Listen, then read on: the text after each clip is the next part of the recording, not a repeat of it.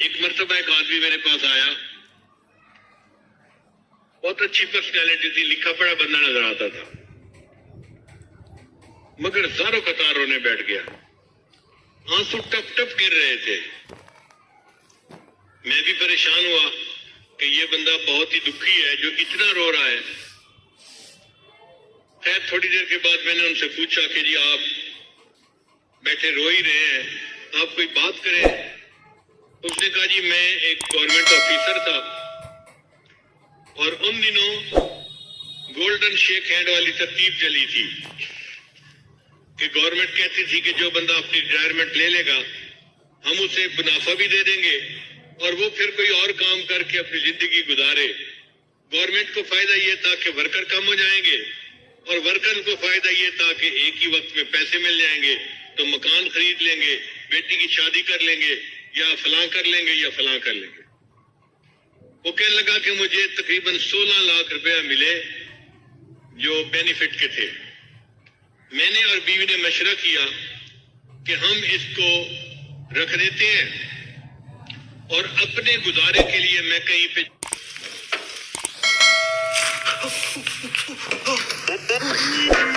Download NeoX and open your savings bank. Job कर लेता हूँ छोटी मोटी और रोटी हम खा ही लेंगे और ये पैसे बच्चों की तालीम और उनकी शादियों के काम आएंगे। कहने लगा कि मेरा एक दोस्त था, मैंने कहीं बातों बातों में उसको भी बता बैठा कि मुझे गवर्नमेंट से 16 लाख मिले हैं और मैंने रख दिए हैं।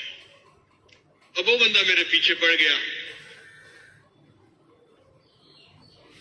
कि एक कारोबार है और बड़ा नफा है उसमें, बड़ा फायदा है उसमें, बड़ा फायदा है, और अगर तुम पैसा लगाओ तो मेहनत मैं करूंगा और तुम्हें घर बैठे बिठाए पैसे मिल जाएंगे।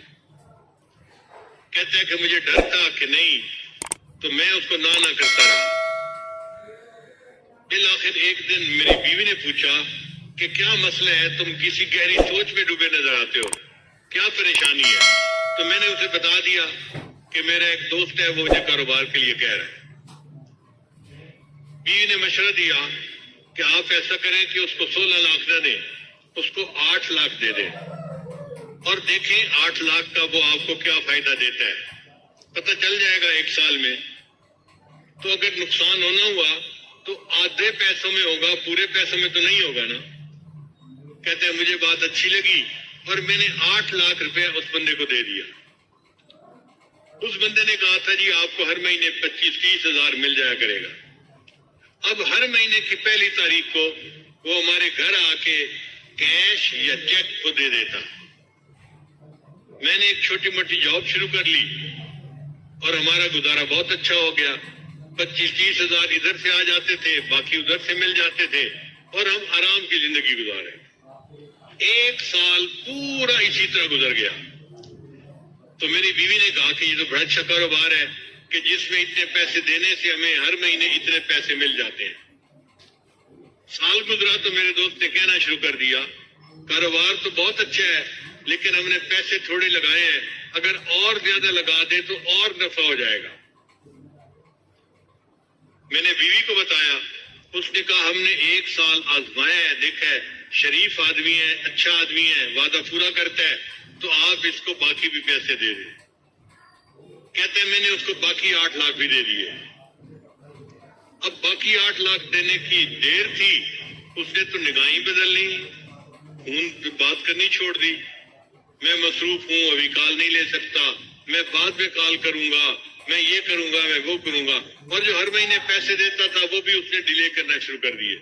पहली तारीख के पैसे 10 तारीख को दिए, फिर दूसरे महीने उसने 20 तारीख को पैसे दिए और तीसरे महीने महीना खत्म हो गया और पैसे दिए ही नहीं। अब मैंने उसे फोन किया, भाई आप हर महीने पैसे देते थे तो हमें घर में खर्चे में तंगी हो रही है, आप पैसे नहीं दिए इस महीने। तो जी मैंने आपसे बात करनी है, मैं 2 बंदों को ला के आपसे बात करूंगा। अब बात उसने क्या की, उसने कहा जी कि मुझे तो कारोबार में नुकसान हो गया है और 16 लाख के 16 लाख खत्म हो गए हैं, तो मेरे पास तो पैसे ही नहीं आपको देने के लिए। और जो बंदे लेके आया था वो भी उसी के साइड के थे, उसी तरह के, वो भी मुझे समझाने लगे और कहने लगे कारोबार में लॉस भी हो जाता है, प्रॉफिट भी हो जाता है। अब आपने अगर 1 साल प्रॉफिट खाया है تو لاس ہو گیا تو لاس کو بھی برداشت کر لو. کہنے لگا میں بڑا پریشان کہ میرے 16 لاکھ روپے غبن ہو گئے, ختم ہو گئے. کہتے ہیں اس سے میں مقدمہ تو کر نہیں سکتا تھا, نہ میں لڑ سکتا تھا, وہ لڑائی میں مقدمے میں مجھ سے زیادہ تیز تھا. لیکن مجھے گلٹ تھا اندر ایک میرے صدمہ تھا کہ یہ میرے بچوں کے لیے پیسے تھے, میں اس کو محفوظ رکھتا تو بچوں کی پڑھائی میں کام آتے, بچوں کی شادیوں میں کام آتے. میں نے بچوں کے پیسوں کو ضائع کر دیا, لہذا میں نے خود یہ غلطی کی. کہنے لگا کہ اب میرے اندر اتنا گلٹ ہے کہ بس ہر وقت آنسو بہتے رہتے ہیں اور مجھے سمجھ نہیں آتی کہ میں کیا کروں.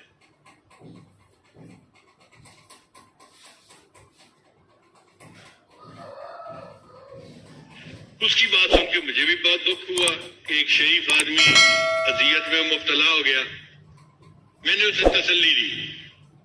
پھر تسلی دے کے میں نے اس سے پوچھا کہ مجھے یہ بتائیں کہ آپ کا رزق کہاں پہ ہے. کہنے لگا کیا مطلب؟ میں نے کہا آپ کا رزق زمین میں ہے یا آسمانوں میں ہے؟ کہتے جی آپ بتا دیں. میں نے کہا اللہ تعالیٰ فرماتے ہیں وَفِي السَّمَاءِ رِزْقُكُمْ, اور تمہارا رزق آسمانوں میں ہے. تو جب ہمارا رزق آسمانوں میں ہے تو ہمارا رزق کوئی ہتھیا نہیں سکتا, کوئی چوری نہیں کر سکتا.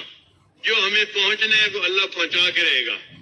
اگر کسی نے پہنچانے میں بددیانتی کی تو اللہ دوسرے ڈاکیے کے ذریعے سے پہنچا دیں گے, کسی اور طریقے سے پہنچا دیں گے. اللہ اس پر قادر ہے کہ اس کو پہنچائے. اس کو تھوڑا تسلی ہو گئی. میں نے کہا کہ دیکھیں آپ کا رزق تھا, اگر کسی نے آپ سے بددیانتی سے لے لیا آپ فکر مت کرو, اللہ آپ کو آپ کا رزق دوبارہ دے دیں گے, آپ پریشان نہ ہو.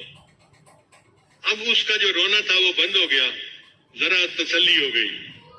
میں نے اسے بیعت کے کلمات بھی پڑھا دیے اور اس کو کہا کہ بس اپنے دل سے معاف کر دو اور یہ عہد کرو کہ یا اللہ اس نے میرے ساتھ بددیانتی کی, میں زندگی بھر کبھی کسی کے ساتھ بددیانتی نہیں کروں گا. اس نے یہ بھی وعدہ کر لیا.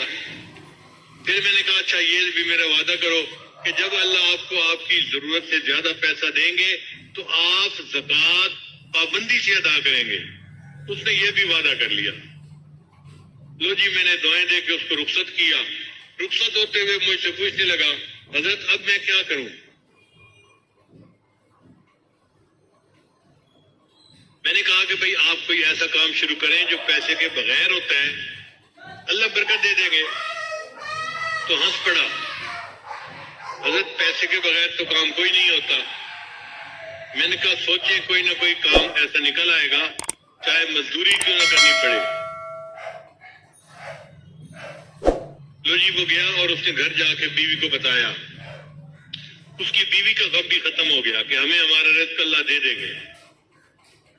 پھر بیوی نے اس کو مشورہ دیا ہم دیہات میں رہتے ہیں اور یہاں جو کسان ہوتے ہیں نا یہ کھاد خریدتے ہیں شہر سے, اور ان پڑھ ہونے کی وجہ سے ان کو پتہ ہی نہیں چلتا کہ یہ کھاد کون سی ہے اور کون سی نہیں ہے.